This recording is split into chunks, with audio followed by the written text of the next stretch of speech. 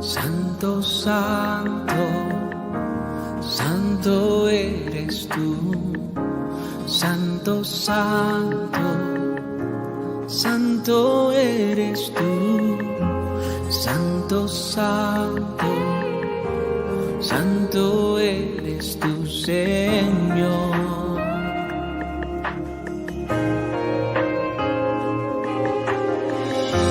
Santo, santo, santo eres tú. Santo, santo, santo eres tú. Santo, santo, santo eres tú, Señor. Oh, maravilloso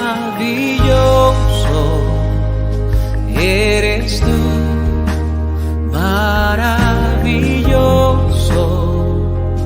eres tú, maravilloso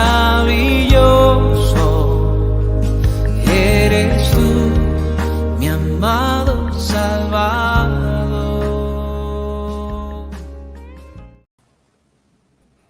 Muy buenas tardes, noches, mis hermanos. Mi nombre es Rigo Alfonso Ardon, transmitiendo en vivo desde la lluviosa ciudad de Coronado, esto en San José, Costa Rica.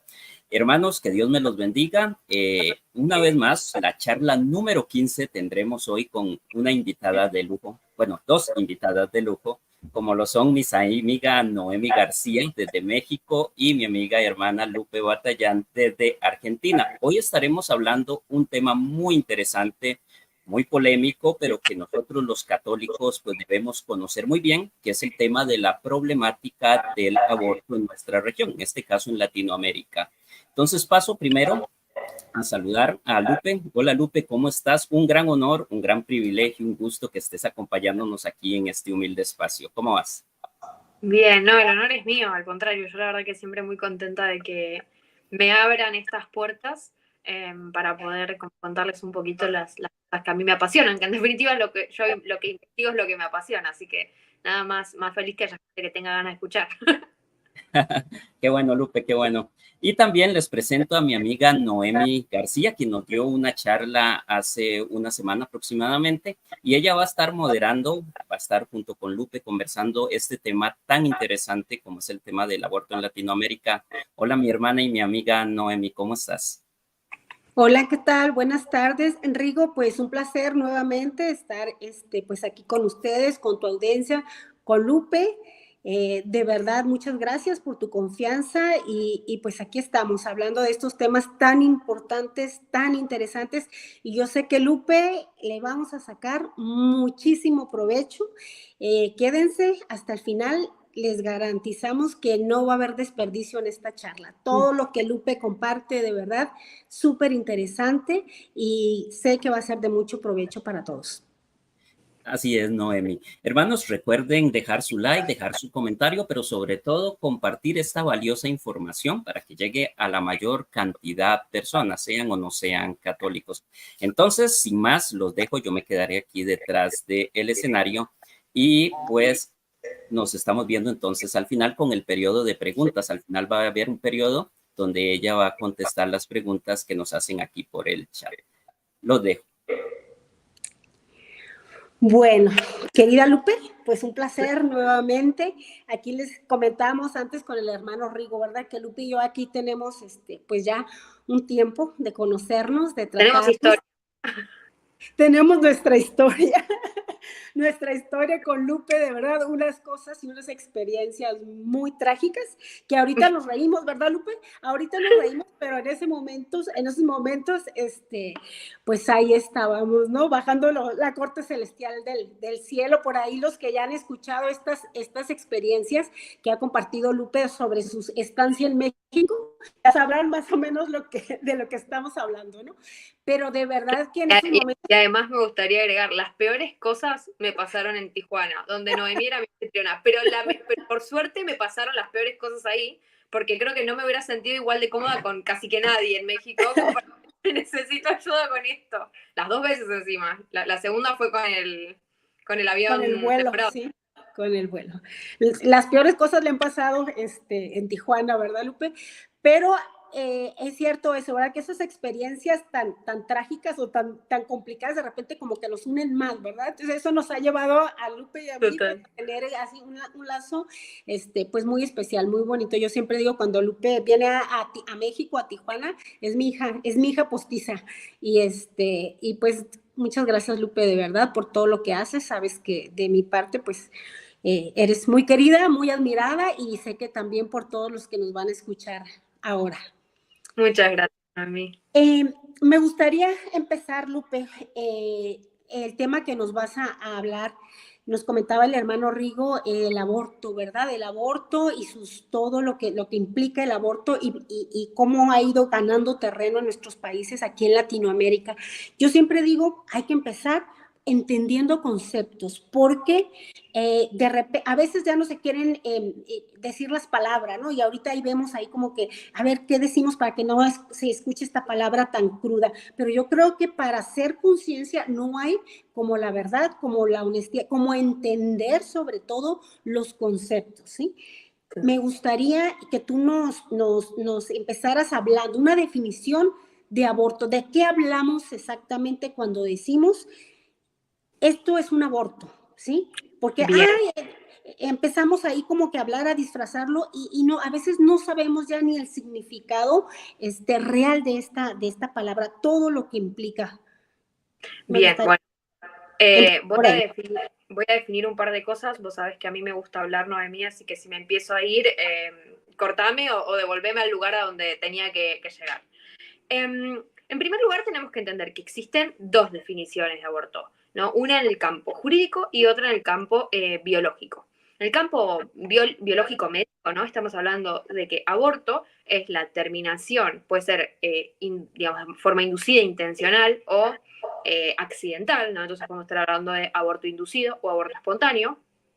Es la terminación de la vida de ese embrión o de ese feto antes de la semana 22. Es decir, eso es para la medicina. Si vos estás hablando después de la semana 22, vas a estar hablando de, ¿cómo se llama? Se me fue. Médicamente vas a estar hablando de otra cosa, vas a estar hablando de un niño que nace antes de morir, probablemente vas a hablar de los mortinatos, etc. Pero biológicamente nos estamos refiriendo exclusivamente a eso. Ahora, ¿cuál es el problema? Nosotros la definición biológica del aborto la desconocemos totalmente, porque no es la que usamos en el debate. En el debate, aborto se usa desde el punto de vista jurídico, que el punto de vista jurídico va a definir como aborto, salvo que la legislación diga específicamente lo contrario. Por ejemplo, el Código Penal de Ciudad de México establece exactamente por qué se entiende aborto, ¿no? Creo que aborto es la terminación de la vida, o mejor dicho, la terminación del embarazo antes de la semana 12, si mal no recuerdo, o 14. Ahí tal vez me ayuda alguien de Ciudad de México. Pero digamos, el Código Penal de Ciudad de México, por ejemplo, lo establece específicamente, da una definición de aborto. En cambio, tal vez, por ejemplo, si vamos a ver lo que son los códigos penales en general, lo que van a decir no es la definición de aborto, sino en qué momento, a partir de qué momento va a ser punible o no punible el aborto, es decir, que va a ser castigado o no va a ser castigado. Pero cuando no hay definición de aborto, se entiende, digamos, en el campo jurídico, que aborto va a ser la terminación del embarazo hasta el momento previo al nacimiento. O sea, si no se pone una fecha límite, para lograr, mejor dicho, no se pone una fecha límite, punto.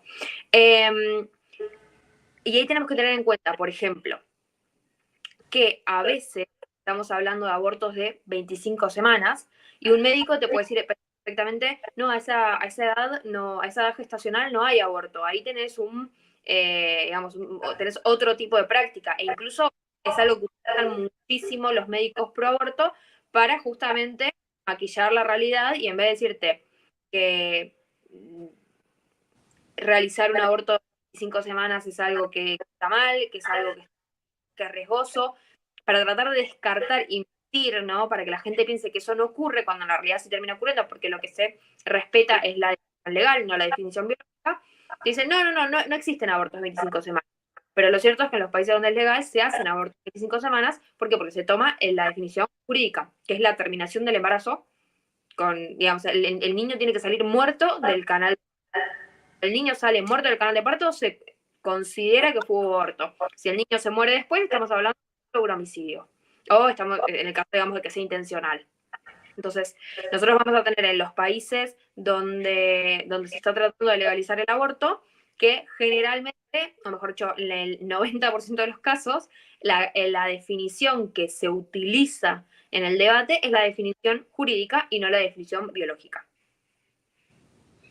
Aquí esto que comentas es bien importante, cómo ni siquiera en los países se ponen de acuerdo jurídicamente de lo que sí es un aborto y lo que no, porque todo depende de hasta qué semana está permitido, ahora sí, interrumpir el embarazo, ¿no? Aquí me gustaría que especificaras tú con los conocimientos que sabemos que tienes, ¿qué es lo que científicamente está comprobado? ¿Cuándo inicia la vida? ¿Sí? Porque jurídicamente vemos que hay todo este tipo de matices y si es después de tanta semana o no es. Pero la ciencia, aquí tendríamos que partir de esto, ¿no? A lo mejor no jurídicamente, sino científicamente, ¿cuándo inicia la vida y cuándo podemos decir nosotros a nuestros parámetros, ahora sí morales, esto es considerado un aborto, ya no jurídicamente? Bien, antes de que expliquemos eso, hay que tener en cuenta, ¿no?, que la primera pregunta que hiciste fue ¿por qué vamos a tener en distintos países distintas semanas? Bueno, porque el límite que se ha puesto por el aborto es arbitrario. Si fuera objetivo, ¿no? Si fuera objetivo en el sentido de categórico, taxativo, como hace las cosas la ciencia, ¿no? Tendría que haber un único límite que sería igual para absolutamente todos los países, porque la biología es la misma, no es que los chicos se desarrollan distinto en México, en el vientre materno, que en Argentina, que en Estados Unidos. Un ser humano se desarrolla igual acá o en China, ¿no? Entonces, la razón por la cual el corrimiento de semana 2, semana 14, semana 8, semana 20, semana 25, tiene que ver con que el límite que se ha trazado es arbitrario. Si fuera objetivo, tendríamos un único límite. Ahora bien, ¿por qué el límite es arbitrario? Porque cuando nosotros, esto lo podemos evaluar desde un punto de vista filosófico o de un punto de vista estrictamente biológico. Acá en las dos ciencias van de la mano. Yo lo voy a dar la filosofía no es lo mío, pero puedo como hablar un poquitito en filósofo para que la gente que es dada de la filosofía y no de la biología pueda entender a qué me estoy refiriendo. En la biología se conforma una nueva entidad genética, ¿no? Que en ese sentido es un nuevo ADN, con la fusión del óvulo y del espermatozoide, ¿no? Entonces ahí vamos a tener la unión de la carga genética de la madre y la carga genética del padre, que va a dar un genoma completo de 46 cromosomas, con un par sexual, ¿no? Entonces, todo lo que conforma el ADN de una persona. Pero además, esta nueva conformación del ADN viene a darse en un marco especial. ¿Por qué? Porque en el momento en el que se fusionan óvulo y espermatozoide, hay una particularidad que tiene el ADN que después no la va a tener durante mucho más tiempo, la tiene durante sus primeras 8 divisiones celulares, el cigoto, y después la deja de tener y la pierde para el resto de su vida de forma natural. ¿Se puede replicar en laboratorio? Sí, se puede replicar en laboratorio. Pero, digamos, esta situación particular que es que en esas primeras 8 divisiones celulares, el cigoto, que es el que se forma a partir de la fusión de los dos pronúcleos, es totipotente. En biología hablamos de totipotencia cuando una línea celular puede generar todas las líneas celulares, ¿no? Y además, mejor dicho, todos los tipos de células, todos los tipos de tejidos, y además generar un individuo completo. Después de las 8 divisiones, esas células madre, porque desde el principio con el embrión lo que tenemos son células madre de muchísima potencialidad, ¿no? Es decir, que pueden, por ejemplo, esas células del cigoto, ustedes piensen que se tienen que convertir en células de la piel, en células del riñón, en células de los ojos, ¿no? Entonces vamos a tener una cantidad, o sea, a partir de esa primera célula se forma absolutamente todo. Entonces, la cantidad de caminos evolutivos que puede tomar una célula es realmente enorme a partir de sus consecuentes divisiones. Nosotros, cuando somos adultos, seguimos conservando células madres, pero las células madres que nosotros tenemos, como por ejemplo en los huesos, que son las a veces se donan cuando uno hace donaciones de sangre, ¿no? Las de la médula ósea o demás, esas células están mucho más especializadas. ¿Y qué quiere decir más especializadas? Imagínense que el momento en el que se crea un nuevo individuo viene a ser como, el ADN, ¿no? Viene a ser como una receta de cocina. Entonces yo en la receta de cocina voy teniendo, primer paso, poner la harina. Segundo paso, poner huevo, batir, no sé, llevar al horno, ¿no? Entonces voy teniendo la descripción. Ahora bien, ¿qué hace ese ADN? Ese ADN lo que va a decir es paso por paso cómo crear un ser humano y además una vez que tachamos digamos como un paso, no podemos volver atrás. Entonces eso va a hacer que la célula madre del hueso jamás pueda convertirse en una célula embrionaria que puede generar cualquier cosa. Solamente puede generar células de la sangre, ¿no? Las células de la médula ósea. No van a poder generar células del riñón. No van a poder generar células neuronas, por ejemplo. Ahora bien, como decíamos, ¿cómo se llama? El embrión, en sus primeras 8 divisiones, el embrión o cigoto, como quieran decirle, tiene esta particularidad de que puede generar todas las líneas celulares, pero además genera unas moléculas químicas específicas que se llaman nodos organizadores, que básicamente lo que hacen es organizar a todas las líneas celulares para que coordinen, ¿no? Para que se coordinen, para que generen los tejidos y que para que como resultado de esa coordinación pueda existir un individuo completo. Porque lo que pasa es que cuando dejamos de ser totipotentes, pasan a ser pluripotentes. Pueden generar todas las líneas celulares, pero ya no pueden generar los nodos. Entonces pueden generar un hígado, pueden generarme un riñón, pero no me van a poder generar a todo el individuo a partir de eso, ¿no? O sea, van a poder elegir el camino evolutivo que artificialmente o naturalmente se les diga, pero no van a poder generar estos nodos que básicamente son los que nos hacen, los que conforman esta marca los seres humanos, la verdad, porque a lo que es el cuerpo del ser humano es algo muy maravilloso. Ahora bien, como decía, el embrión en sus primeras divisiones tiene estas características puntuales. Esas primeras divisiones dan en menos de 24 horas. O sea, tardan un poquito más, un poquito menos, dependiendo de la división, pero en 24 horas ya tuvimos estas 8 divisiones. O sea, la mujer ni siquiera está embarazada. Ahora, ¿qué tiene de interesante? Que en el momento en el que se fusionan el pronúcleo femenino y el pronúcleo masculino proveniente de las gametas, óvulo y espermatozoide, se da una singularidad, se crea esta receta, ¿no? Este ADN, que es el que va a dar después el camino para que se forme todo el ser humano, pero que es algo distinto, digamos, ese es el hito, ¿no? Así como decíamos, el hecho objetivo, ¿no? ¿Por qué? Porque después no va a haber ningún cambio radical. Se ha creado una nueva esencia, ¿no? Filosóficamente. Antes había mitad y mitad de esencia por ahí, y en el momento en el que se juntaron, ya no es 1 más 1, 2.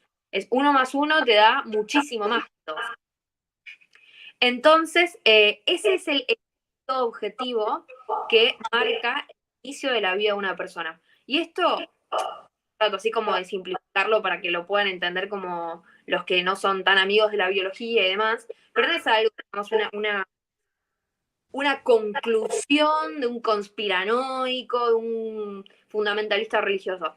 Esta explicación va en concordancia con las grandes teorías sobre las cuales se asienta la biología hoy. Y ojo, una teoría no es una suposición que hace la biología. Una teoría es una explicación a un fenómeno que se ha tratado de refutar y tiene la mayor fortaleza hasta el día de hoy, ¿no? Entonces, ¿cuáles son los grandes paradigmas, las grandes teorías sobre las que se sienta la biología? La teoría de la evolución, la teoría celular, ¿no? Y esta explicación es concordante con la teoría de la evolución y la teoría celular. Si yo dijera que el ser humano no comienza en el momento de la fecundación, sino que comienza en la semana 10, en la semana 14, en la semana 8, en la 20, a las 72 horas, una semana antes. Cualquier límite que yo pudiera establecer va a flaquear en alguna de estas dos teorías, ¿no? ¿Por qué? Porque va a ser decir que hasta, supongamos, yo digo, empieza la semana 14. Entonces, ¿qué se supone? Que hasta la semana 14 no hay ser humano, pero hay células, pero no tiene una especie, ¿no? Que en la biología cada célula tiene una especie a la que pertenece. Entonces, como que podemos ir refutando, ¿no? Y empezar a ponernos un poquito más puntillosos para ver si, es posible esta creencia de que puede existir después. En realidad lo que la biología fija es el inicio de la vida humana, de un individuo humano, a partir de la fusión del pronúcleo femenino y el pronúcleo masculino en el momento de la fecundación. O sea, ahí comienza a existir el ser humano. Después vamos a poder tener algunos hitos que vienen a ser anecdóticos, porque en realidad la esencia de ese nuevo ser humano no cambia, ¿no? O sea, vamos a tener en la 5ª semana, aparece el corazón, ¿no? En realidad empieza a formarse a mediados de la 4ª, pero para la 5ª ya podemos escuchar el latido del corazón de ese bebé.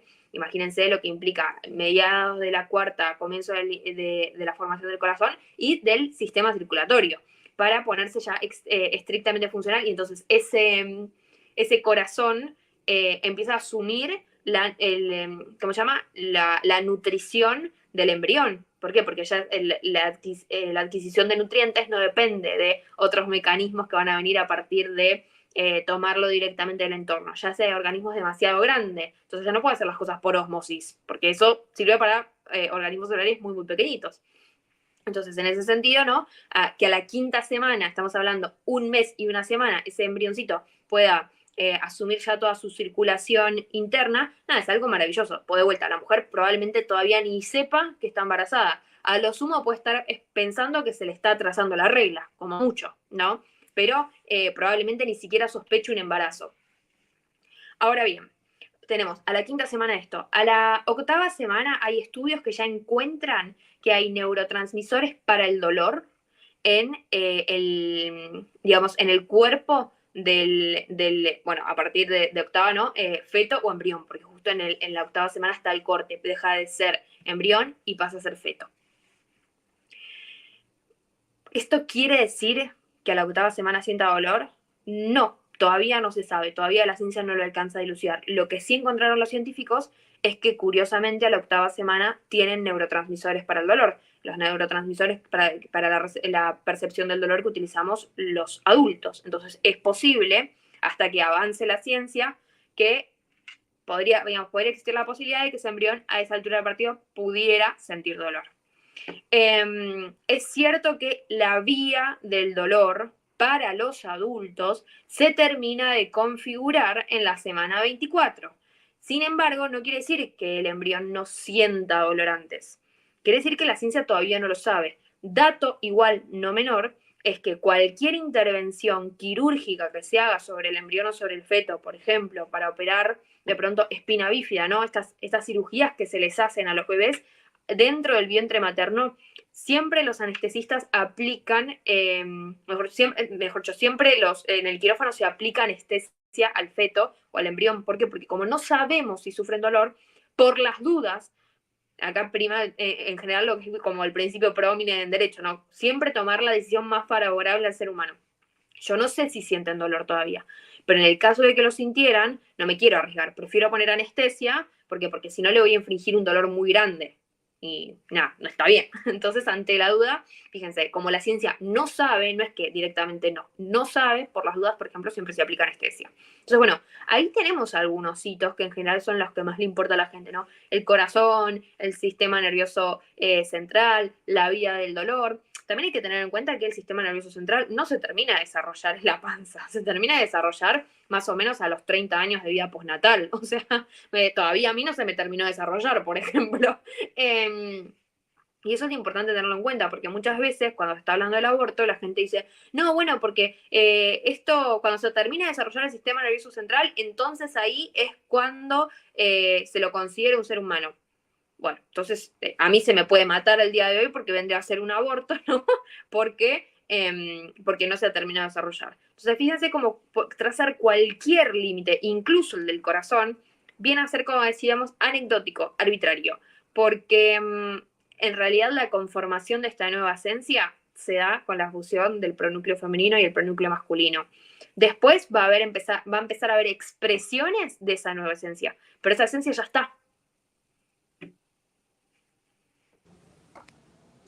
Sí, muy interesante todo esto que nos estás comentando, Lupe. De verdad que nos fuimos en un viaje, ¿no? Al menos yo estaba, y yo creo que también los que nos están escuchando, imaginando en nuestra cabeza todo esto, ¿verdad? Cómo inicia la unión y luego cómo se va separando, y al menos yo estaba haciendo junto contigo todo este viaje. A mí lo que ahorita me sorprende, si nosotros nos vamos a, no sé, 20 años atrás, aquí en Latinoamérica, la mayoría de los países sostenían todo esto, ¿verdad? Y decían, la vida inicia aquí, y de hecho la mayoría de los países en Latinoamérica, en la Constitución venía, ¿verdad? El respeto por la vida humana desde su inicio. ¿Y qué ha cambiado? Desde hace unas décadas ahorita. ¿Por qué el interés ahorita de repente de decir, no, pues quién sabe, no, pues ya no sabemos, no, pues a las 12, a las 16, no, al cabo, pues no, como decías tú, no siente dolor? ¿Qué hay detrás de todo esto? ¿Por qué de repente empezamos a ver en todo el continente toda esta promoción así tan fuerte, esta apología, ¿sí? En cuanto al aborto, cómo de repente todo esto que ya se conocía y que ya se sabía y que ya se defendía, dejó, pues quién sabe, empezamos con quién sabe si sienta y ahorita no se siente, no es un ser humano, no, son células. O sea, ¿qué piensas tú? Lo que tú sabes, lo que tú has estudiado, lo que tú has investigado, ¿qué ha cambiado? ¿Por qué ahorita el discurso es diferente? Bien, bueno, creo que esa es una pregunta que abre un montón de puertas. En primer lugar, tener en cuenta, ¿no?, que la biología cambió de 80 años, digamos, estamos hablando más o menos que a mediados del 1900 se descubrió lo que es la ecografía, se inventó la ecografía obstétrica, ¿no? Entonces, a partir de la ecografía obstétrica, ya nada, falta saber muy pocas cosas de lo que pasa con el embrión adentro del útero. Tal vez como que, así como grandes interrogantes, nos podríamos preguntar como qué piensa, ¿no? El embrión dentro, o mejor dicho, el feto dentro del útero. Pero realmente a nivel biológico no ha habido grandes hallazgos que hayan cambiado el conocimiento biológico. Digamos, no es que hace 50 años nos enteramos que sobre la totipotencia, no, esto viene desde hace realmente mucho tiempo, entonces académicamente no hay justificación para este debate. Ahora bien, vos dices, hoy ya no sabemos si es un embrión o no. ¿Por qué? Porque si nosotros no nos atengamos a la definición jurídica, ¿no? Porque jurídicamente, específicamente, no es un genocidio, pero a la definición coloquial de genocidio, ¿no? La realidad es que, por ejemplo, si nosotros evaluamos cuáles son las características, ¿no?, en el marco de las ciencias históricas, para que se dé un genocidio, vos vas a encontrar que dentro de las primeras características tenés que tener la despersonalización del grupo a exterminar. Y fíjate que acá lo estamos viendo en el tema del aborto, que se está despersonalizando. ¿Por qué? Porque ya no es un ser humano, es un conjunto de células, es un cigoto. Sí, efectivamente es un cigoto. Ahora fíjate que se utiliza el término cigoto o embrión o incluso feto como si fuera una contraposición a ser humano, cuando en realidad el cigoto, el feto o el embrión tienen que pertenecer a alguna especie. Y en el caso de este debate estamos hablando del feto, cigoto o embrión humano. Entonces, nada, tenemos la despersonalización, el cúmulo de células, la bolsa de células, el tumor, como quieras decirle, ¿no? Pero fíjate que hay una reducción, una cosificación de un ser humano. Lo pasamos a ser un objeto y encima, obviamente, con una connotación peyorativa, negativa. ¿Por qué? Porque tenemos que recrear el ambiente para que se pueda dar este exterminio. Ahora bien, ¿por qué se da esto? Bueno, yo creo que la razón por la cual se da es y ahí no salimos totalmente del debate biológico-jurídico, sino por el control poblacional, ¿no? Hace ya algunos años, ¿no?, se ha tratado de imponer una serie de políticas que podemos rastrear incluso desde la década del 70 con la publicación del informe Kissinger, que es un informe de seguridad nacional de los Estados Unidos, donde se plantea que hay pocos recursos en el mundo, ¿no? Los recursos, obviamente, al principio de la economía, los recursos son escasos, y entonces, para cuidar esos recursos, y fíjense, el informe Kissinger es bastante claro, no es para cuidar esos recursos porque somos magnánimos, sino para cuidar esos recursos para los Estados Unidos, hay que preservar los recursos que están en Latinoamérica y en África. ¿Por qué? Porque son muy ricas en recursos naturales. Y ahora, ¿cuál es el problema? que si estas poblaciones crecen, tenés dos problemas. Una, se consumen los recursos ellos, ¿no? O sea, si Latinoamérica y África crecen, se consumen sus propios recursos naturales. Y por otro lado, si tienen una población muy grande, después van a tener la fuerza como para poder defender esos recursos. ¿Por qué? Porque van a tener sabemos que, por ejemplo, uno de los factores determinantes para el desarrollo económico, para el PBI, ¿no? Es el capital humano. Y el capital humano se consigue por cantidad y por calidad. Entonces yo tengo mucha gente, ustedes fíjense, uno de los mayores PBIs del mundo es India, porque tiene una cantidad de gente terrible, ¿no? No importa si después hay mucha pobreza, si hay lo que se conoce como desigualdad social, ¿no? O económica. No, lo importante, digamos, es si hay mucha gente, eventualmente ese mismo, digamos, agarramos un país y le ponemos el escenario de mucha gente o poca gente, bueno, el que tenga mucha gente va a tener una mejor situación económica. Y esa mejor situación económica probablemente venga en un mayor desarrollo del país. Eso implica también, por ejemplo, tener un ejército para defender mis recursos, ¿no? O sea, tengo más posibilidades en caso de que quieran arrebatarme lo que es mío. Ahora bien, el informe Kissinger planteaba que para defender esos recursos que eran estratégicos para los Estados Unidos, era importante establecer políticas de control demográfico para reducir la natalidad de esos países. Y esto, a ver, el informe Kissinger no es que yo se los cuento de conspiranoica, ustedes ponen en la web del gobierno de los Estados Unidos y lo van a encontrar subido en inglés, ¿no? O sea, está directamente en la página oficial del gobierno de los Estados Unidos. Este informe, si bien se publica en la década de los 70, se desclasifica algunos años después. Pero digamos, no es que les traje, no sé, un informe de conspiranoicos.blogspot.com. O sea, realmente esto tiene muchísimo fundamento.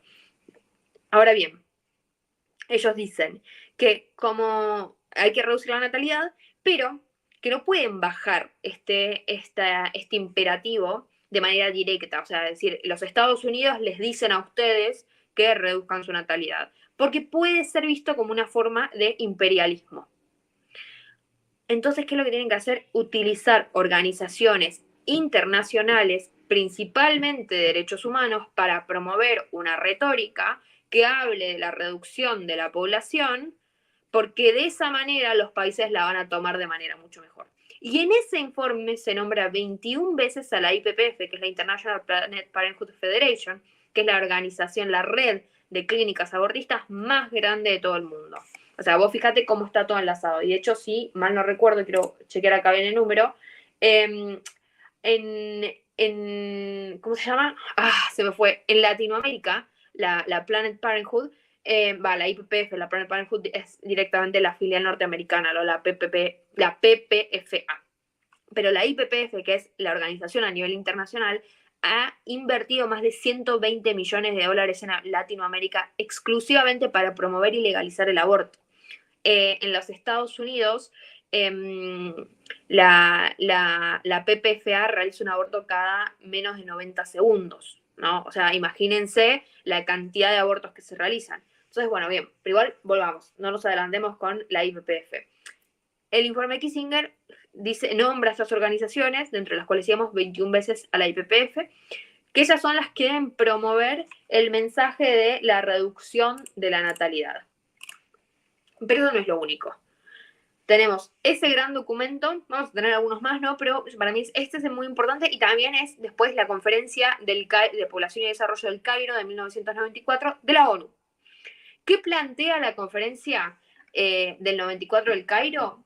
En primer lugar dice, la población es el recurso más importante y más valioso de toda nación. O sea, esto, que yo diga que la población es algo valioso y contribuye al desarrollo económico de un país, no es algo que pienso yo porque soy una católica conservadora.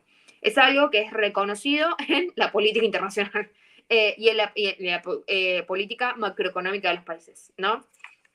Entonces, bien, fíjense, es muy interesante porque esta conferencia ya en el 94, o sea, 24 años después de la conferencia mejor dicho, del informe Kissinger, ya plantea que, por ejemplo, fíjense, les voy a leer un fragmentito para que puedan entender un poco el contexto, ¿no? Dice, en el periodo 1985-1990, el 44% de la población mundial vivía en los 114 países cuyas tasas de crecimiento superaron el 2% anual. Entre esos se contaban casi Todos los países de África, cuya población se duplica por término medio aproximadamente cada 24 años, es decir, cada 24 o 25 años, África duplica su población, lo que le está hablando de un crecimiento enorme. 2/3 de los países de Asia y 1/3 de los países de América Latina, ahí estamos nosotros. En cambio, 66 países europeos en su mayoría, que representan el 23% de la población mundial, tuvieron tasas de crecimiento inferiores al 1% anual. Y a las tasas actuales, la población de Europa tardaría más de 380 años en duplicarse. O sea, fíjense, Europa estamos hablando de 380 años en duplicarse, África 24. Y en ese panorama, obviamente, América Latina, tenemos 1/3 que está en la situación de África, 1/3 de los países de América Latina, y los otros 2/3 no están en la situación de África, pero definitivamente están mucho más cercanos a la realidad de África que a la realidad de los países europeos. Entonces, esto empieza a ser planteado como un problema en la Conferencia de Población y Desarrollo del Cairo del 94. Empiezan a decir lo mismo que se había dicho en el informe Kissinger. La población está aumentando demasiado. Entonces, los países van a tener que tomar una serie de medidas. ¿Por qué? Porque la proporción de niños y jóvenes sigue siendo muy grande en la población en muchos países en desarrollo, dice. Y entonces, esta conferencia establece, y acá les leo textual, metas cuantitativas y cualitativas. ¿Qué quiere decir cuantitativas? Cantidad y calidad. ¿Por qué? No solamente vamos a controlar cuánta gente se reproduce, sino quiénes se reproducen. ¿Por qué? Porque al pobre no queremos que se reproduzca, ¿no? Y de hecho esto, fíjense, la razón por la cual Latinoamérica o África no deben reproducirse es porque claramente somos los no queridos. Ahora bien, esta conferencia empieza a plantear que hay que modificar el orden de prioridades a nivel individual, nacional e internacional. Y fíjense, yo acá les estoy citando textual lo que dice, ¿no? O sea, modificar el orden de prioridades a nivel individual, nacional e internacional. Y fíjense, no obstante, dice la conferencia, que también la pueden buscar, está en la página de la ONU, ninguna de las medidas requeridas, ni todas ellas combinadas, es costosa si se comparan los actuales gastos militares. Recordemos que antes el control poblacional se daba mediante las enfermedades y las guerras, que era lo que mataba a la población en el mundo, pero con el avance de la medicina las enfermedades ya no fueron tan terribles, y la verdad que hoy es casi que políticamente incorrecto comenzar una guerra, sobre todo porque además es muy difícil como ganar, o sea, mejor dicho, es muy difícil ponerle freno porque ya existe el armamento nuclear, entonces la verdad que estamos a un botón de volarnos todos en pedazos, pero por otro lado, hoy la guerra no es tanto la guerra lo que cuenta, sino la batalla económica, la que termina decidiendo quién ganó la guerra. Bueno, les decía, no obstante, ninguna de las medidas requeridas, ni todas ellas combinadas, es costosa si se compara con los actuales gastos mundiales en desarrollo o con los destinados a fines militares. Y dice que se necesitan solamente algunos pocos recursos para modificar este orden de prioridades, y esta modificación supone un cambio en estilo de vida, normas sociales o políticas oficiales que se pueden introducir y mantener si los ciudadanos demuestran más interés y si los dirigentes políticos actúan de forma más decisiva. Este documento ya empieza a plantear que se necesita la complicidad de los dirigentes nacionales y que además que los ciudadanos empiecen a cambiar su estilo de vida. ¿Por qué hoy la gente tiene más perros que hijos? Porque hay una política, digamos, que es hacerle la contra a la familia y además fomentar la realización personal por tener un caniche en un cochecito de bebé y salir a pasearlo, ¿no? O sea, fíjense, hay una promoción de un estilo de vida en la gente. Y en este informe se empieza a establecer algunas precisiones, por ejemplo, por el feminismo, porque tiene distintos apartados, habla en un momento de lo que es niñez, habla en otro momento de lo que es la violencia contra la mujer y demás. Pero a mí lo que me interesa de este informe son las precisiones que se dan puntualmente con respecto al aborto.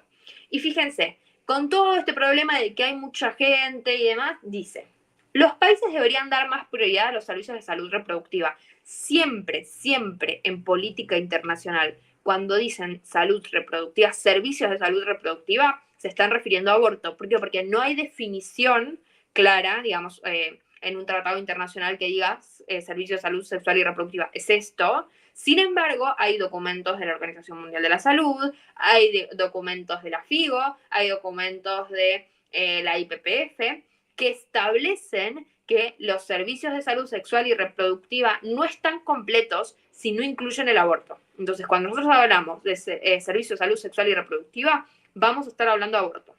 Les vuelvo a repetir. Los países deberían dar más prioridad a los servicios de salud reproductiva, incluida una amplia gama de anticonceptivos, y deberían encarar la práctica actual de recurrir al aborto para la regulación de la fecundidad. Fíjense, no se está hablando del aborto como la reivindicación de los derechos de la mujer, no se está hablando del aborto para reducir las muertes maternas, se está hablando del aborto exclusivamente como método de regulación de la fecundidad. Y de hecho dice, deberían encarar la práctica actual de recurrir al aborto para la regulación de la fecundidad mediante la satisfacción de la necesidad de las mujeres de esos países de contar con mejor información y más opciones. O sea, apartado, esta partecita específica establece que hay que legalizar el aborto, que los países tienen que legalizar el aborto. Yo sé que suena así como un poco enrevesado, le recomiendo a la gente que vayan a buscar el fragmento y se tomen el tiempo como para leerlo, pero es muy claro. Y es tan claro que la palabra aborto se menciona 89 veces en el documento. 62 de ellas son reservas de países principalmente latinoamericanos y africanos, diciendo, o sea, reservas de esos países quiere decir los diplomáticos de esos países que conocen perfectamente el lenguaje legal, leyeron eso, entendieron aborto y dijeron, ojo, porque nosotros no nos podemos suscribir a esto, no podemos apoyar esto, porque nuestras legislaciones defienden la vida desde la concepción. 62 reservas de países, de las 89 veces que se nombra la palabra aborto en el documento. O sea, es muy claro. De vuelta, no es conspiración en lo más mínimo. Entonces, bueno, después va a establecer algunas definiciones más con respecto al aborto por selección de sexo y demás. Pero, como decías, ¿de dónde viene? Y bueno, viene de ahí. ¿Por qué? Porque la realidad es que ahí se establece en el 94 una serie de objetivos a alcanzar en el 2015, y llegamos al 2015 y se dieron cuenta de que no habían alcanzado el objetivo de legalizar el aborto para reducir la fecundidad. De hecho, el informe Kissinger decía que ninguna política de control de la natalidad va a ser efectiva si no contempla, y esto cita casi textual, si no contempla dentro de su gama de posibilidades el aborto. Es decir, no importa que yo culturalmente fomente una cosa, no importa que reparta anticonceptivos, no importa que trate de posponer la maternidad. Si yo no aplico la política de aborto, entonces cualquier política de control poblacional va a fallar estrepitosamente. Entonces, la razón por la cual hablamos mucho de esto hoy es porque en el 94, por ejemplo, se trazan objetivos, y en el 2015, cuando tenían que ver si esos objetivos se habían chequeado, se dieron cuenta de que no llegaban. Y a partir del 2015, fíjense que de la mano del feminismo empieza a haber una gran promoción del aborto, obviamente el feminismo, porque el feminismo viene a ser el caballito de batalla. Introduce el aborto, introduce la eutanasia, introduce las drogas, introduce, por ejemplo, ¿cómo se llama? El antiespecismo. ¿Por qué? Porque el feminismo tiene ¿cómo se llama? Se me fue la palabra. Tiene una transversalidad con respecto a la interseccionalidad, que quiere decir hablar de una serie de temas. Es como que la interseccionalidad implica comprar un pack completo de una serie de temas. Por ejemplo, el tema del racismo, el feminismo, el antiespecismo, y así tipo, podemos empezar a nombrar un montón de ismos que últimamente vienen muy, muy fomentados por la cultura progre. Pero bueno, básicamente es eso. ¿Por qué hablamos hoy de eso? Porque hay un objetivo político. Después, obviamente, también va a haber un objetivo, por ejemplo, económico, ¿no? Nosotros podemos ver cómo se alimenta de todo esto la IPPF, que decíamos, es una de las empresas más grandes de todo el mundo. Realiza una cantidad de abortos explicables, lo que es ridículamente enorme, ¿no? Invierte una cantidad de dinero, pero increíble. Estamos hablando de más de 123 millones de dólares solamente en 15 países latinoamericanos para promover el aborto, de los cuales solamente 5 millones corresponden a la Argentina. Después tenemos países que reciben muchísima más financiación, como por ejemplo, decimos Guatemala con 21 millones, el 17% de esa cantidad. México con casi 19 millones de dólares, Colombia con casi 18 millones de dólares, Bolivia con casi 16 millones de dólares, después tenemos Perú con 12.5 millones, República Dominicana con 8 millones, Argentina dijimos 5, Honduras con casi 5 millones también, El Salvador con 4.5, Nicaragua 3.2, Paraguay 3 millones, Ecuador 2.4, Panamá 2.1, Chile 2 millones y Costa Rica, el país de Rigo, 1.6 millones. O sea, fíjense que esa es exclusivamente la financiación que podemos rastrear del año 2008 al 2016 por los informes financieros que sube la IPPF a su web. Es probable que post 2016, ¿por qué? Porque les decía, confluye el 2015, en el 2018 se da la gran batalla por el aborto legal en la Argentina, empieza a haber una promoción del aborto por todas partes, y le recuerdo a la gente que los anuncios a favor del aborto legal en Instagram se pagan, o sea, de algún lugar hay que sacar el dinero. Los que aparecen en la tele se pagan, los que aparecen en la vía pública se pagan. No, toda esa gran promoción que vemos se paga. Y los fondos tienen que salir de algún lado. Entonces, solamente del 2008 al 2016, la IPPF ha invertido 123 millones. Con, de vuelta, el objetivo de establecer el negocio del aborto legal, porque el negocio del aborto legal es muchísimo más grande que el negocio del aborto clandestino. En primer lugar, porque la clandestinidad no cobra mucho, la legalidad sí. Y en segundo lugar, porque cuando la práctica se legaliza, aumenta la cantidad de prácticas.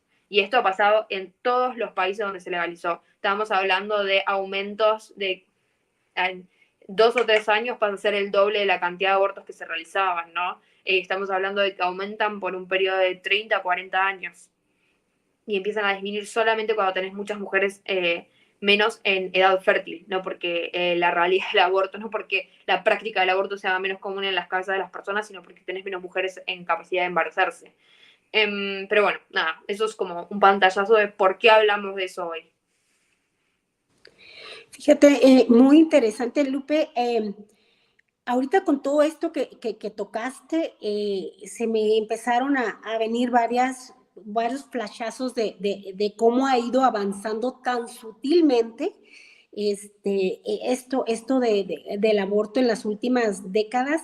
Y varias de las cosas que comentaste creo que me da pie a la siguiente cuestionamiento que quería poner aquí en el diálogo.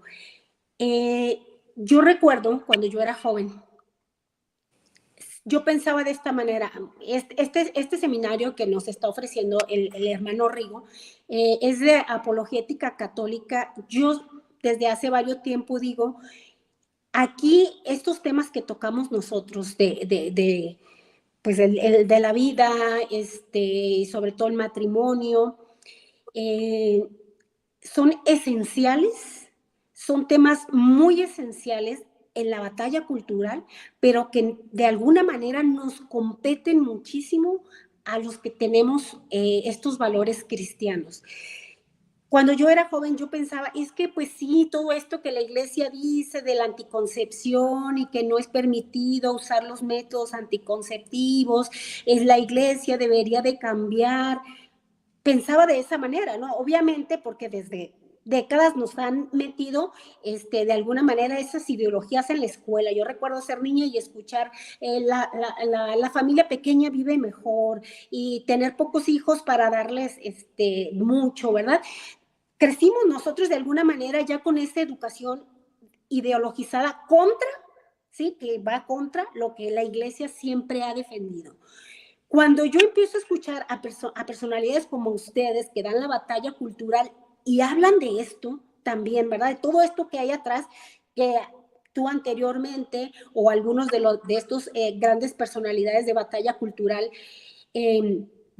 exponen no desde la religión o no porque sean creyentes, sino que no me ponen a pensar a mí en esto. A ver, ellos que no son religiosos o que no están defendiendo la doctrina, ¿por qué llegan a la misma conclusión? Que hay algo detrás de todo esto, que hay algo que quiere disminuir la población, que hay otros intereses. Es cuando me empieza a hacer como clic, ¿verdad? Esto se va a venir fuerte, esto va a ser una batalla fuerte y ahora sí, pues igual, ¿no? Como varios de nosotros en un proceso, pues de conversión, me empiezo a inclinar a esto, ¿verdad? A esto del derecho a la vida sobre todo, y veo cómo surgen gente como ustedes con toda esta información y que nos hablan de lo mismo y que decimos cómo es posible que estos personajes o personalidades están dando batalla cultural,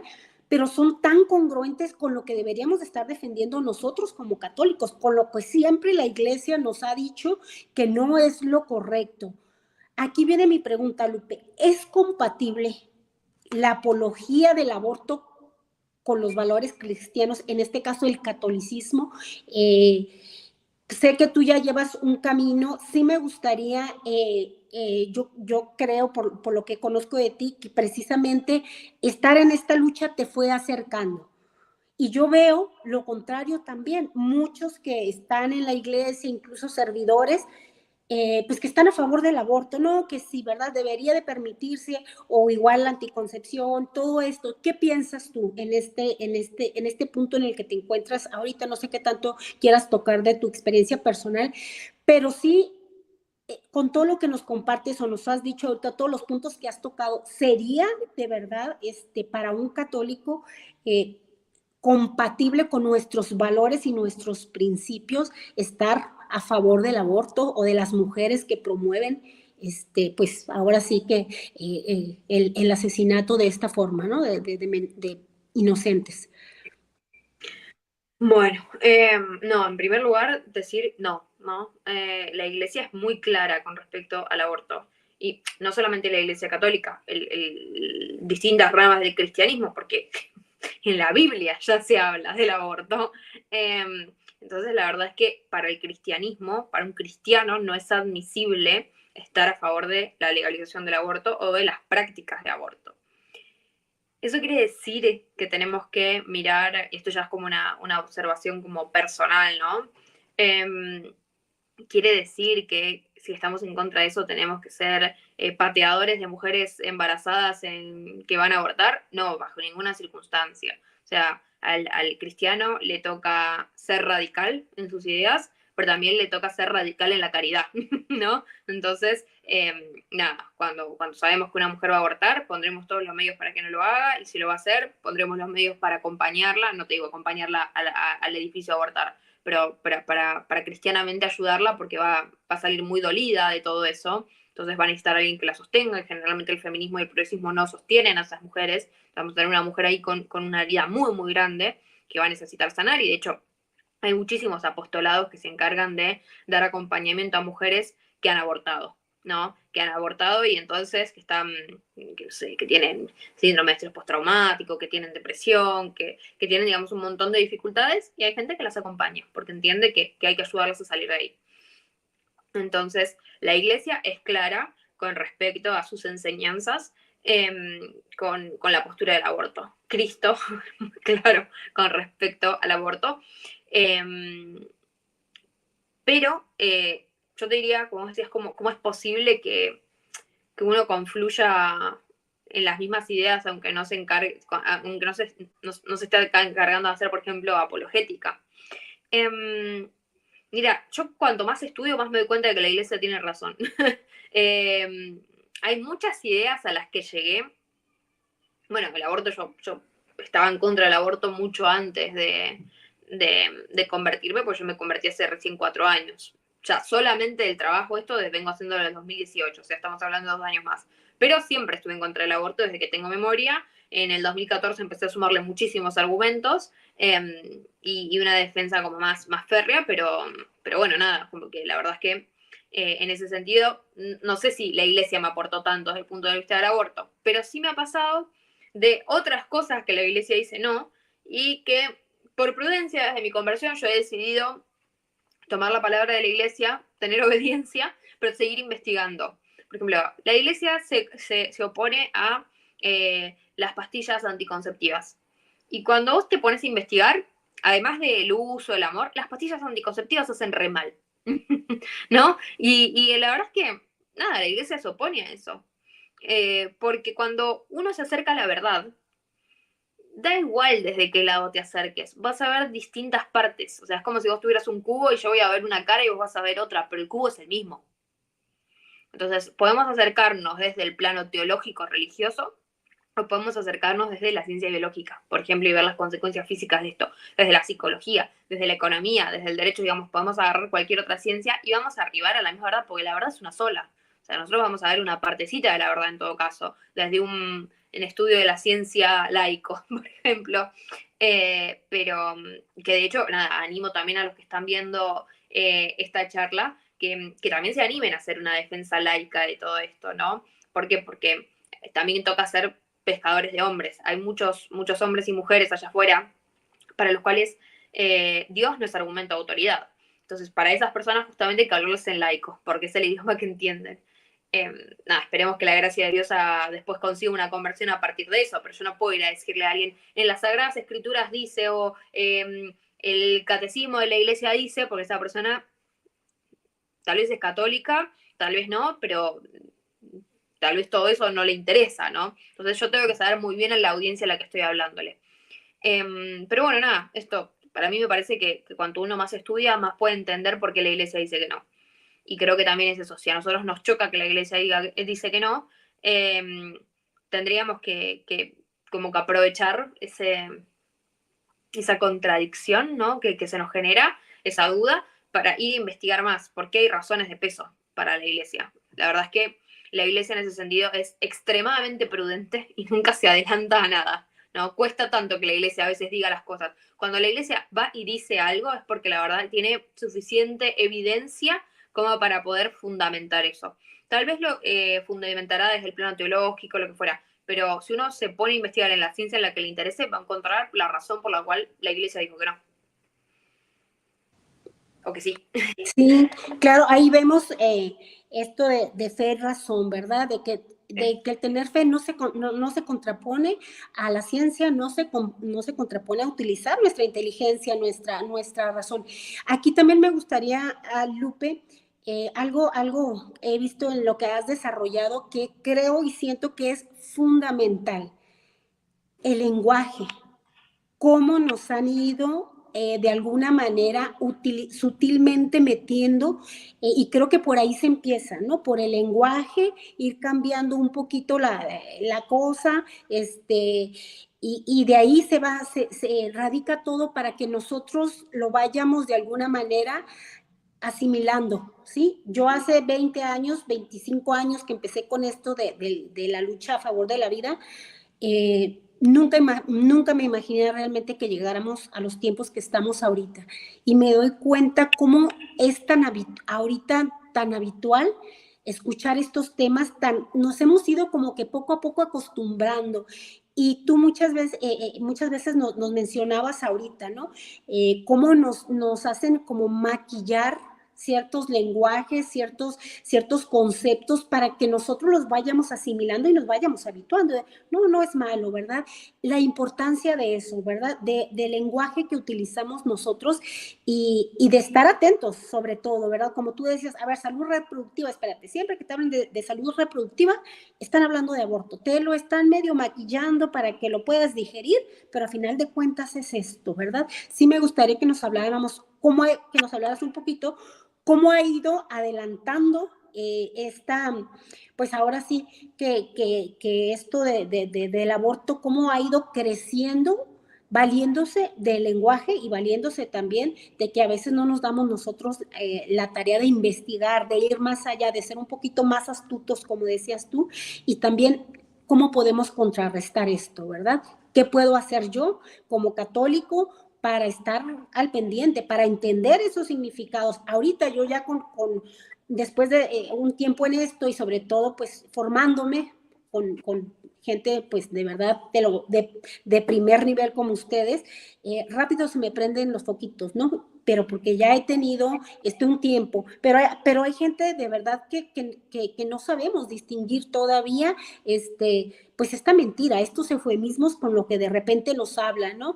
Católicas a favor por el derecho a decidir, ¿verdad?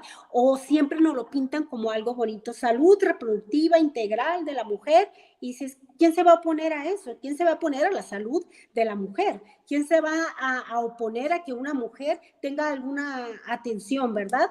Entonces, que nos hables un poquito de esto. ¿Qué tan importante es el lenguaje para llegar a este fin que nos comentabas, verdad? Que tienen ahora sí que estos poderosos o estos intereses que hay atrás de todo lo que es esta industria del aborto.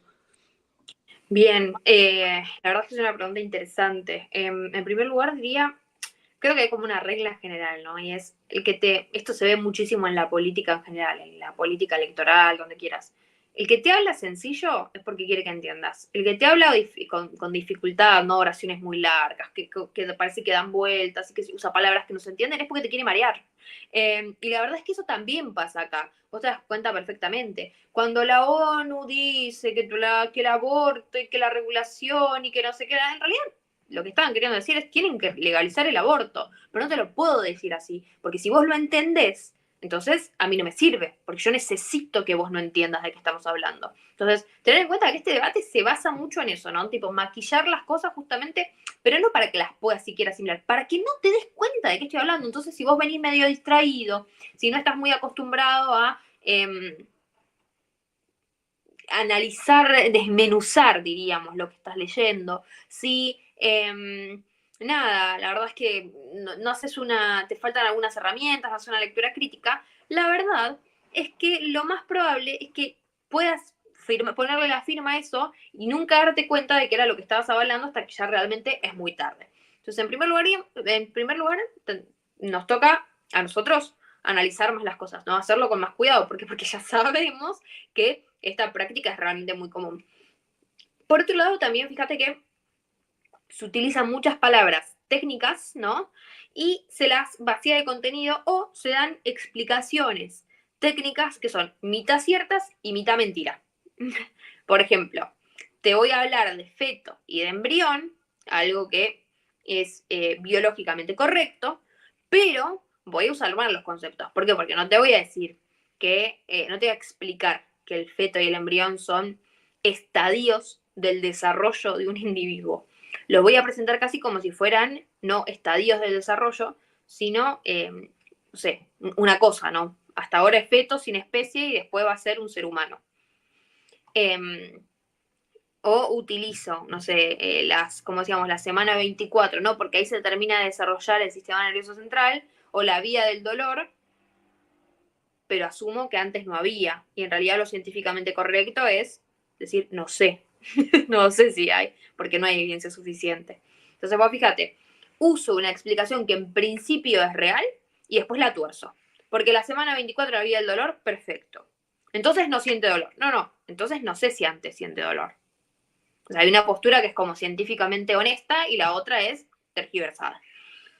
Yo creo que hay que tener mucho cuidado con eso, recomendaría a todos los que están viendo. Bueno, es momento de informarse más y empezar a tener referentes de cada materia, que no me refiero a referentes tipo en Instagram, que está buenísimo, pero tal vez como más cercano. Mi hijo estudia abogacía, el novio de mi hija estudia medicina o es médico, no sé qué, ¿no? Como ir sirviéndose de las, ¿cómo se llama? De los contactos de nuestro entorno, de pronto, qué sé yo, el sacerdote de la parroquia, si no tengo nadie que pueda llegar a conocer de eso, que tal vez sí conoce a alguien y me pueda hacer ahí el nexo comunicacional, ¿no? O sea, la verdad es que cuando uno quiere buscar contactos los encuentra fácilmente. Que me puedan explicar las cosas cuando yo no las entiendo, pero explicar no de una manera sencilla, sino que puedan darme las herramientas para que yo después pueda leer eso y entenderlo por mi cuenta, ¿no? Como volvamos a ganar esa independencia a la hora de entender.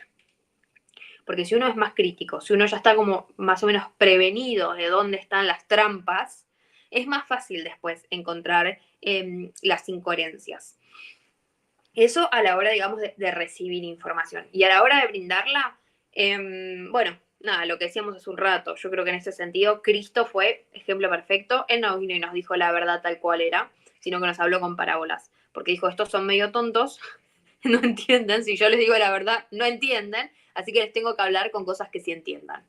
Entonces, ¿qué fue? Vino y nos habló con parábolas. Les hablaba a los campesinos del campo, les hablaba a los pescadores de la pesca, ¿no? Entonces iba iba amoldándose a la audiencia que tenía. ¿Por qué? Porque él quería llevar un mensaje.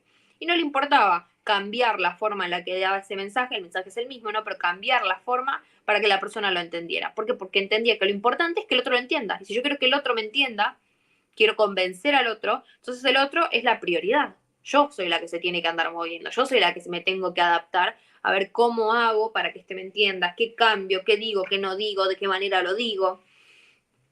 Entonces, nada, en ese sentido es a la hora de ir a hablar sobre estos temas, tomar como ejemplo a Cristo y tener en cuenta que, por ejemplo, para mí puede ser, bueno, no era la razón fundamental por la que yo estaba en contra del aborto. Hoy sí, hoy es la razón fundamental de todo, ¿no? Pero en su momento, que Dios no permitiera el aborto, no era la razón fundamental para mí, porque yo era atea.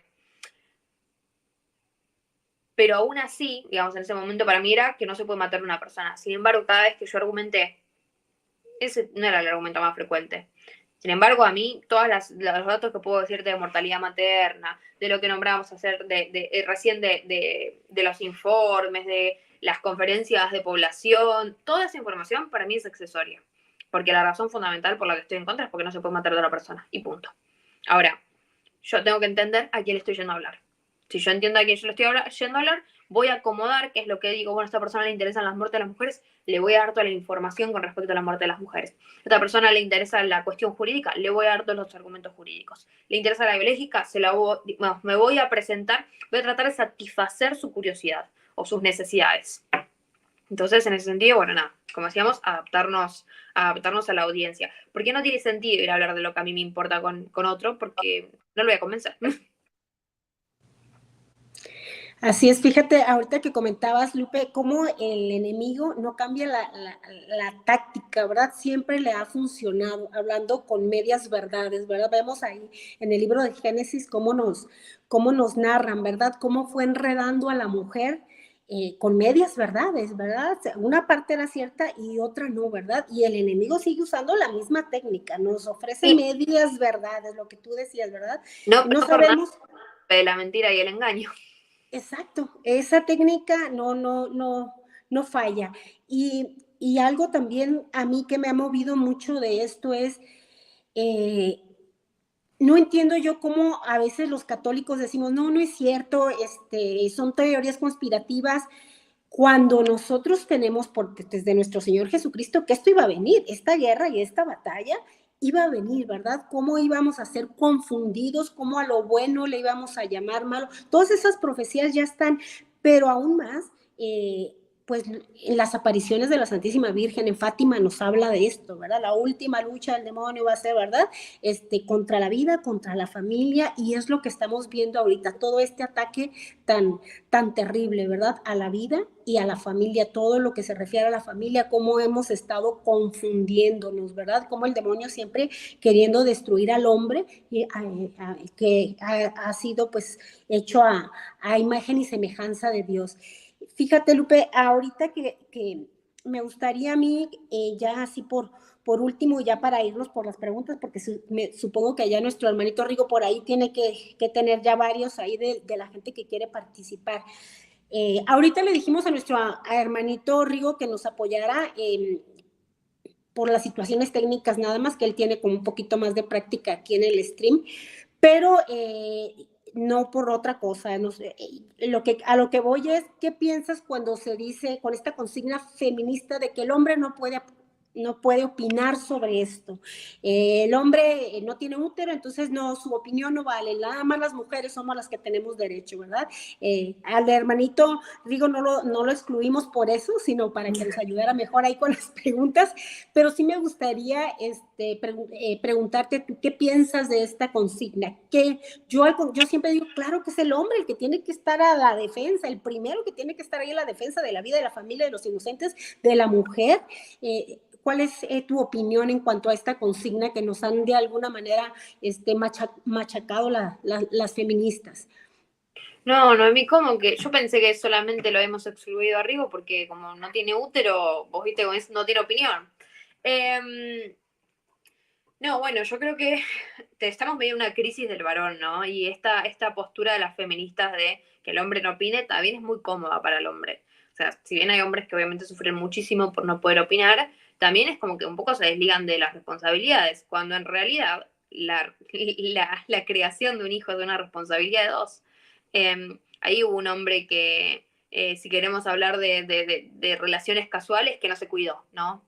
Hubo o una pareja que la verdad que no hubo un compromiso real del respeto de la vida, en el sentido de si no estoy en condiciones de mantener a ese hijo, me cuido de no tenerlo, pero no de matarlo cuando ya existe, sino de que nunca realmente exista, de no generar la situación de riesgo de que exista, porque yo no estoy dispuesto a hacerme cargo.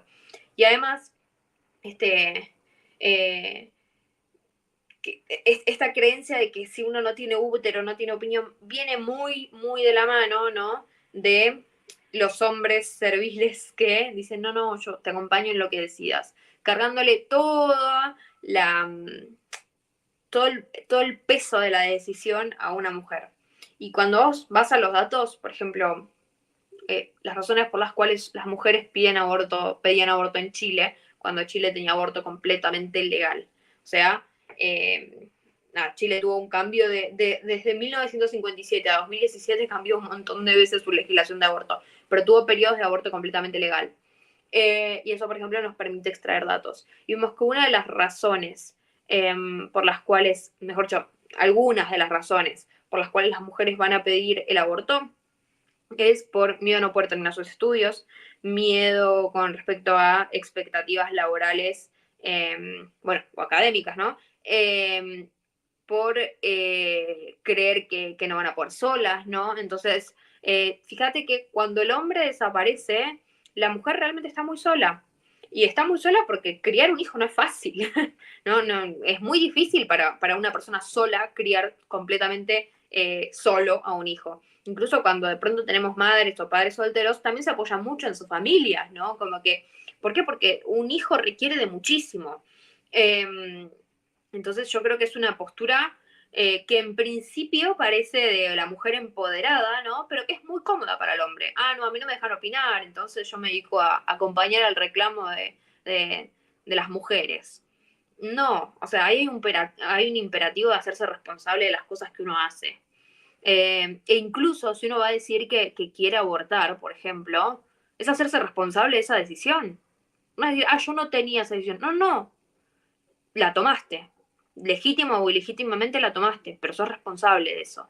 Porque vos fíjate que si uno no es capaz siquiera de hacerse responsable de las decisiones, de las malas decisiones que toma, es una postura mentalmente muy cómoda, pero de muy poco aprendizaje, de muy poca madurez, ¿no? O sea, los que no son responsables son los niños. Entonces, ya como estamos hablando de adultos, hay un imperativo de responsabilizarse. Y sobre todo, como decíamos, también del hombre, porque la mujer está siendo muy, muy avasallante, ¿no? Pero por otro lado, el hombre también brilla por su ausencia cada vez más, ¿no? Y lo vamos viendo en las cifras, qué sé yo, de cantidad de jóvenes presos que no tenían padres presentes.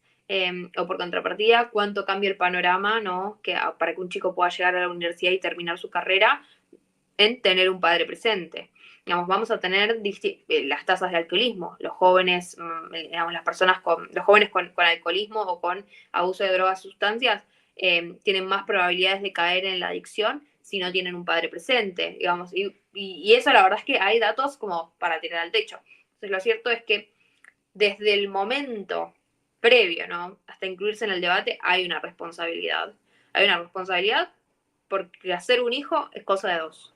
Entonces, ya sea para matarlo, para defenderlo, también tiene que ser cosa de dos. Y para matarlo, para defenderlo, hay que hacerse responsable.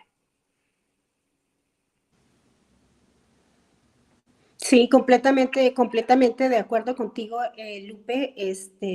Y yo invito también a todos los hombres, los varones que nos escuchan, a reclamar ese derecho de defensa. No es que te estés entrometiendo en algo que no te interesa, al contrario, estás queriendo defender algo que amas. La mujer misma necesita ser protegida. Como tú dices, las mujeres a veces recurren a un embarazo porque están en una situación muy complicada, muy vulnerable, a veces de temor por la misma familia o como dices, por terminar sus estudios y recurre a un embarazo, a un aborto, perdón, por desesperación, ¿verdad? Entonces, cuando hay un hombre ahí que dice, yo estoy contigo, yo te acompaño, yo quiero este bebé, yo me voy a hacer responsable de este bebé, incluso a lo mejor no como pareja, pero sí este bebé siempre va a tener su papá, a veces es lo que hace cambiar a una mujer, ¿verdad? Entonces, no sé, no compren ese discurso de verdad. Hombres, por favor, defiendan a capa y espada con su vida a las mujeres que se encuentran en esta situación, háganse responsables y sobre todo, no hay cosa más maravillosa que pueden hacer ustedes que tener un hijo, ¿verdad? Tener esa experiencia de tener una nueva vida. De verdad es increíble esta experiencia, no se van a arrepentir. Yo siempre digo, no hay quien se arrepienta de haber tenido un hijo, haber traído un hijo al mundo, pero hay millones de personas arrepentidas por haber, pues, hecho un aborto, ¿verdad? Haber no aceptado, pues, esta bendición de tener un hijo. Entonces, varones, los necesitamos fuertes, los necesitamos firmes de verdad y capaces de defendernos, ¿verdad? Pues, Lupe, vamos a ver por ahí si ya tiene el hermanito Rigo por ahí algunas preguntas, algunas opiniones. Hermanito Rigo, ¿andas por ahí? Listo, listo, Noemi, muchas gracias por el programa, estuvo muy bonito, muy interesante. Y sí tengo algunas preguntas. Por ejemplo, Sonia nos dice, Lupe, ¿qué hay de cierto en que están utilizando a bebés abortados para medicinas o productos para rejuvenecer? Lo de los productos cosméticos, no, la verdad que prácticamente eso no es cierto. Pero el avance médico sí. ¿Por qué? Porque, por ejemplo, se utilizan células embrionarias por eso que mencionábamos hace un rato, ¿no? Por su alta potencialidad, por su capacidad de curar otros tejidos. ¿Por qué? Porque tienen la capacidad de especializarse en cualquier tipo de células. Y cuando este genoma genera células, va a generar células sanas. Entonces, por ejemplo, para tratamientos de Parkinson, para tratamientos de Alzheimer, generalmente se utiliza muchísimo para lo que son las enfermedades neurodegenerativas. Y esto la verdad que para poder hacer estas investigaciones y avanzar en una cura de estas enfermedades que no tienen cura, imagínense para la experimentación la cantidad de células que preciso. Así que sí, eso es cierto, hay mucho estudio, mucha comprobación científica. No es algo que la ciencia, no es algo que la medicina oculte realmente. O sea, esto ocurre. Ok. Lupe, ¿consideras que detrás de toda esta batalla cultural sobre este tema del aborto exista detrás una batalla espiritual?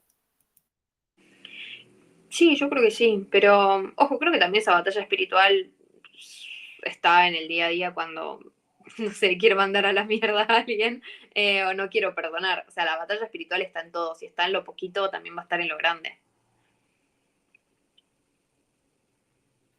Ok, la otra pregunta, Lupe, es ¿por qué ha sido, digamos, tan fácil a todas estas personas que promueven este tema del aborto adoctrinar a la mayor cantidad de población como muy fácil, incluso a los católicos? Yo creo que por un lado se ha invertido recursos estratégicamente, no solamente se mueven muchos recursos de parte de estas empresas, estas organizaciones, sino que se ha hecho una inversión estratégica de esos recursos. O sea, yo no tengo ningún problema en invertir en escritores, en invertir en publicidad, cosas que de este lado digo, hago no solamente los católicos, ¿no? Los cristianos, los conservadores, podríamos decir, no hemos hecho porque hemos considerado que no era necesario, que son una pérdida de tiempo, e incluso ellos invierten en cosas que no les dan un rédito económico. Y acá, honestamente, eso no se hace. Ellos tienen cantidad de institutos que becan, por ejemplo, a escritores o investigadores para que hagan sus investigaciones. Me encantaría decir que de este lado tenemos lo mismo, pero bueno, los escritores de este lado no, los escritores de este lado tenemos que autofinanciarnos porque no tenemos ningún gran instituto que nos beque todo el año para estudiar. Cosa Ok. que, vos fíjate que eso hace que del otro lado proliferen las ideas de una manera enorme, ¿no? Que se puedan difundir esas ideas. Porque cuando vos no estás ocupado en ganar el dinero para sostenerte el día de hoy, mañana, cuando ya tenés asegurado pagar las cuentas, puedes dedicarle muchísimo más tiempo a estas investigaciones de calidad, o podés dedicarle muchísimo más tiempo a buscar una campaña publicitaria que la rompa.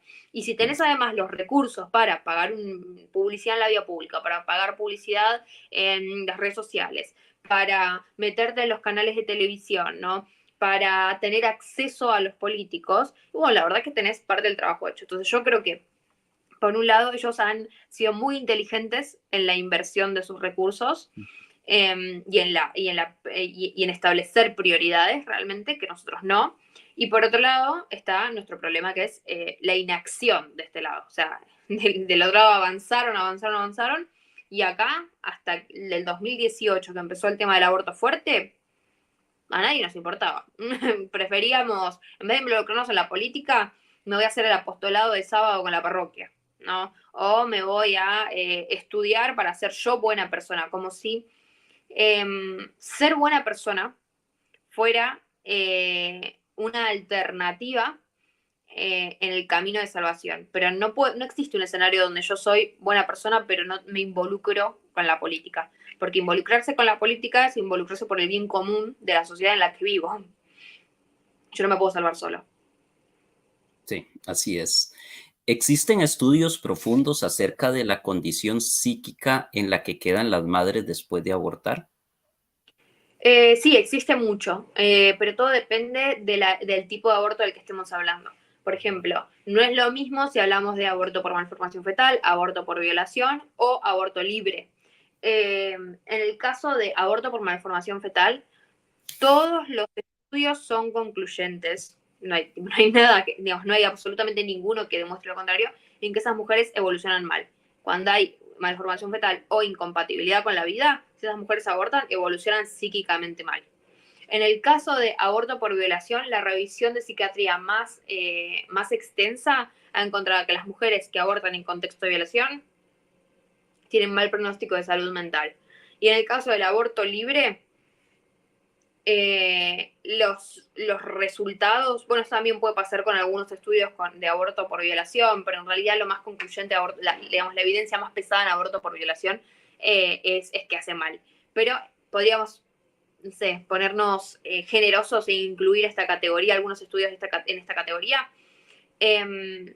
Los estudios tenés dos tipos de resultados. Que el resultado es negativo, ¿no? O sea, que hace mal, o que el resultado es neutro, que no hace ni bien ni mal. Ahora, ¿cuál es el problema con esto? Que la medicina tiene una regla, ¿no? Y es que no realiza intervenciones que no realiza intervenciones que generen resultados neutros o negativos. Para yo poder realizar una intervención médica, tengo que asegurar que el paciente va a recibir un beneficio de la práctica. Si no hay un beneficio probado, no hago nada.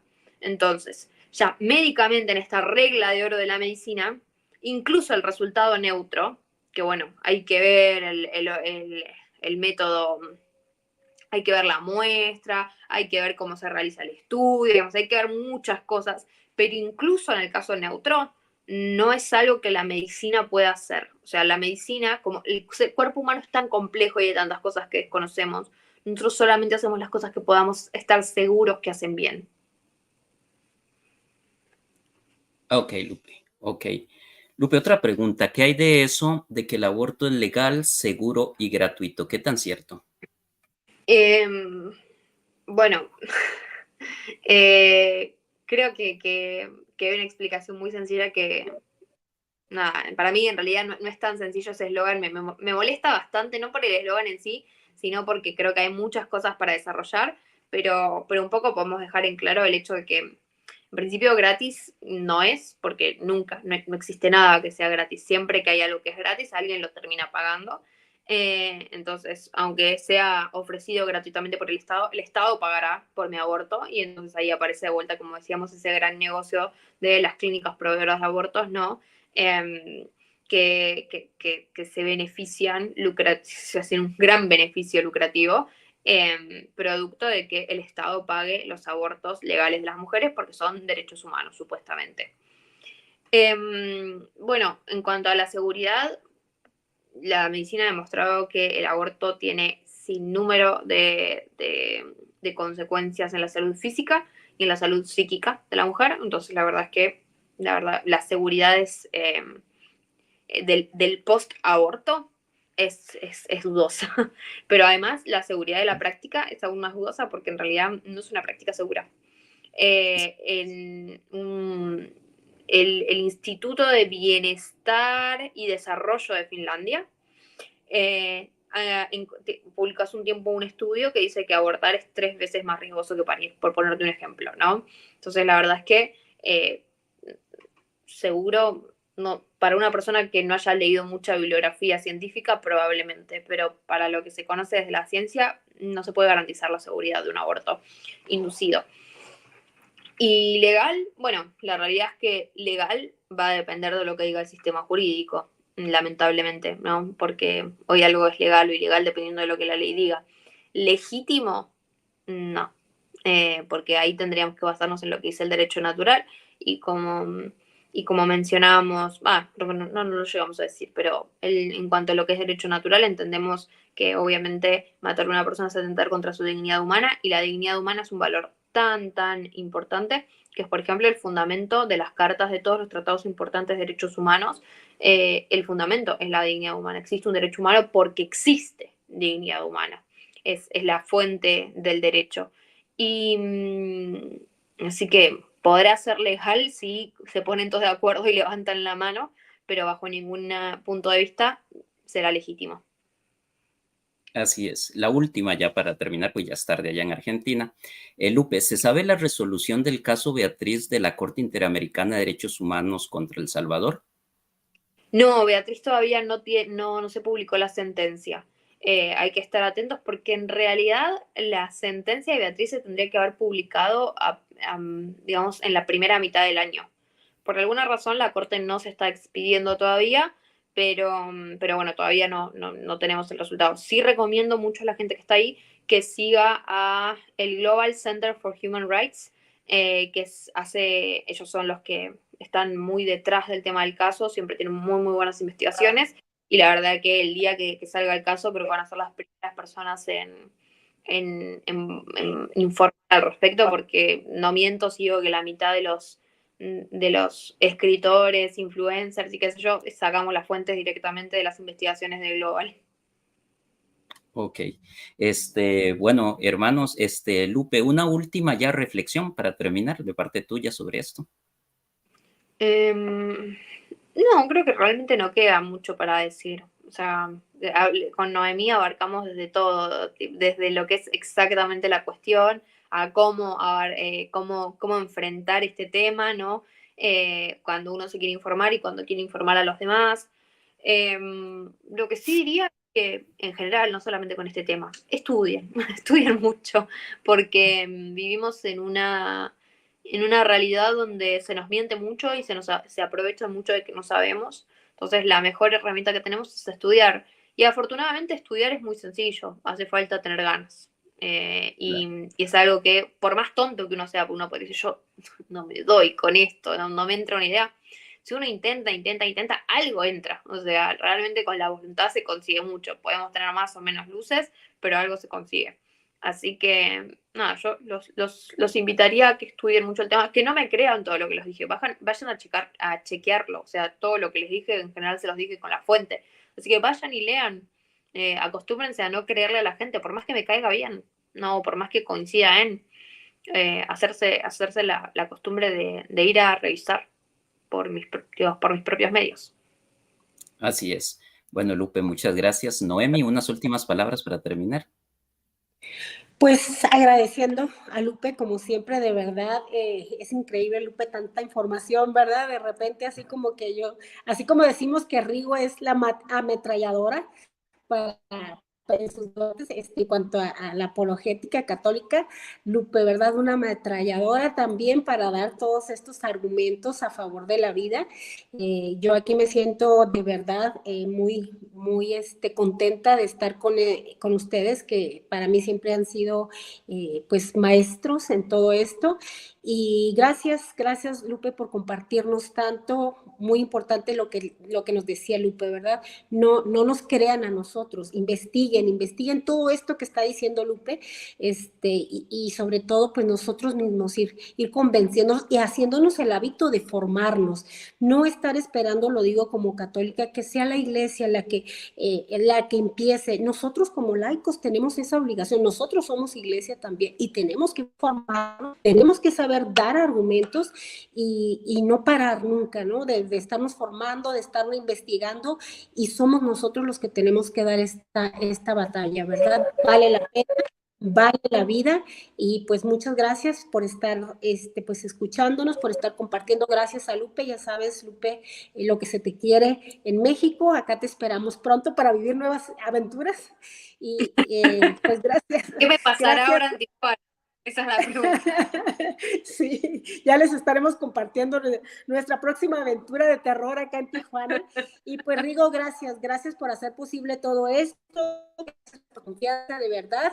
Yo creo que esto es fundamental también, hacer apologética a favor pues de la vida, ¿verdad? Defenderla, y como católicos también, así como damos o tenemos esta formación de nuestra doctrina, hacer parte de nuestra lucha también, la defensa de la vida. Muchas gracias a todos los que nos acompañaron, de verdad, bendiciones desde México, y pues aquí estaremos pues en una próxima ocasión compartiendo con ustedes, si Dios nos lo permite y si el hermano Rigo nos invita también. Gracias, Lupe, un beso grande desde México. Bueno, ya para finalizar, pues gracias a todas las personas que han estado atentas ahí comentando en el chat. Compartan, den like y sobre todo, pues estén atentos para las próximas charlas que vienen. Ya nos quedan aproximadamente 10 charlas para finalizar el seminario. Gracias a Noemi por aceptar a moderar esta interesante charla. Sobre todo, gracias a Lupe, de verdad, me siento honrado, la verdad, emocionado. Yo le decía a Noemi, es que Lupe, o sea, abarca toda la atención, ¿verdad? Es una persona muy importante, muy famosa, muy reconocida, y a veces eso uno lo impacta, pero sobre todo quiero darle gracias pues por tener la humildad, ¿verdad? De venir aquí a este humilde y pequeño espacio. Es un canal nuevo y tenerte aquí con nosotros pues es un gran honor. Esperamos que no sea la última vez, ¿verdad? Y sobre todo, darle gracias a Dios por un día más de vida y por permitirnos estar reunidos aquí a la distancia. Y sobre este tema del aborto, pues que todos los católicos conozcan. Y como dicen por ahí, eso me lo dijo un amigo mío, un maestro mío hace mucho tiempo sobre este tema del aborto, una mujer se puede sacar de su vientre a un hijo, pero nunca se lo va a poder sacar del corazón. Y con esto termino, hermanos. Muchas gracias, que Dios me los bendiga y hasta la próxima. Chao.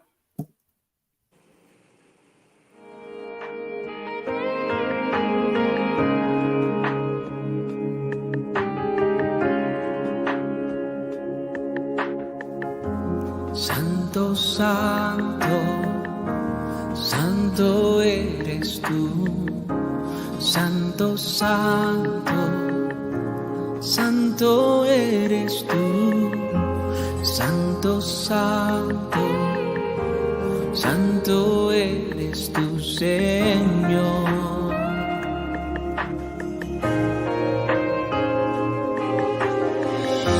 Santo, santo, santo eres tú. Santo, santo, santo eres tú. Santo, santo, santo eres tú, Señor. Oh, maravilloso eres tú, maravilloso eres tú.